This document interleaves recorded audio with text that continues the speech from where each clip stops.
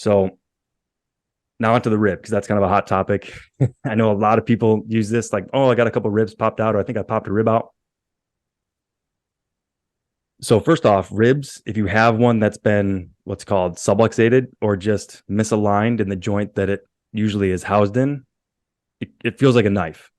It's hard to breathe, hard to move, hard to lay down. You can't get comfortable. I don't know if you've had these before, James. It feels like somebody's taking a pen and just stabbing you.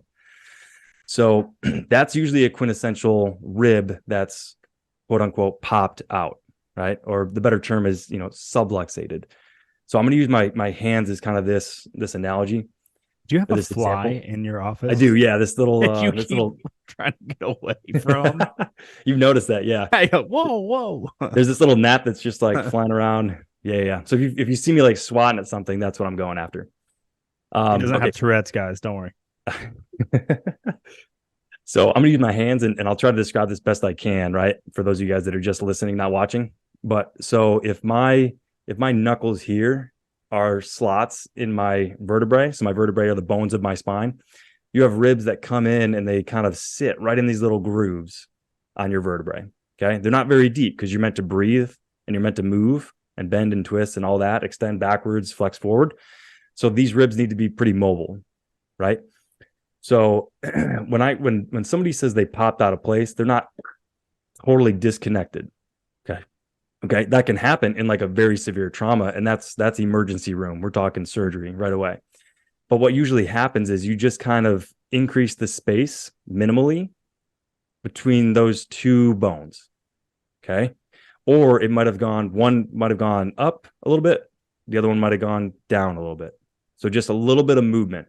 Okay. So anywhere in the body where there's space created, where there wasn't space before, it's going to fill itself with fluid. And that fluid is primarily going to be blood, right? Blood and lymph. Lymph is like the watery substance of the body. And then cells, which then go in there to heal whatever just was there now, space that wasn't there before. So that's called inflammation. And it's very painful. So it's incredibly painful because you have a lot of nerves wrapped around that tissue. Rightfully so. You're breathing 25,000 times a day on average, right? Maybe more if you hit the assault bike, right, for a long time. But that's a lot of movement. So like you need a lot of nerves to like supply those muscles with a lot of, to do and a lot of blood. So yeah, when those ribs pop out, they just usually just create a little bit extra room, okay, between that bone and where that rib comes in to meet it. And it's really shallow. It's really shallow. Just touch your fingertips together, right? And that's pretty much what that feels like. It's very just surface level.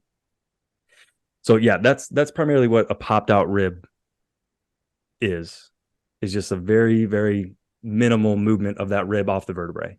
Yeah, Okay. that shit's Out of happened to that. me front squatting. Yeah. Yeah, Yeah. on just Yep. on just one side too. Yeah. That hurt like shit. And, Same and thing with I'll wrestling. and I'll say this too. Yeah. So ribs have a propensity once you have them move a little bit too much, so they subluxate, just kind of deviate where their orientation usually is set up, it's likely to happen again it's just like anything else, unless you set it back in place and then continually just have it relearn, because the tissue, once it expands, it stays stretched out unless you do something to force it to shorten. Hmm. Okay.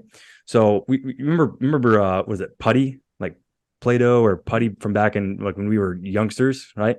Like gushy kind of, you pushed on it, made a fart sound, right? Mm-hmm. So if you put a little weight on that, right? If you put a little putty on a table and then you put a little weight on top of it and just let it sit there for a while, that putty would sink right with the weight. Okay. And that's called creep. You're just changing the alignment, or that you're changing the position of the tissue. So same thing with ligaments, which attach bone to bone, right? Is when ribs kind of subluxate away from the vertebral body, okay, or the spine, right? Those ligaments and the capsule, which is kind of like the tissue that surrounds it, stretches a little bit. And so if that stays like that, or you constantly, crack your own back, okay, you loosen that tissue up.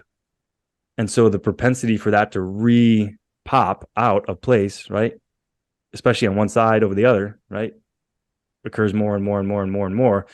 Then sequela, long-term consequence could be like, oh, breathing's harder. right? Or I can't cough quite like I used to. I can't get mucus up like I used to, because what happens is when those tissues expand, those non-volitional tissues expand, then your muscles end up getting tighter to make up for that instability. And so you can't take as deep a breath in, right? Stuff gets stiffer.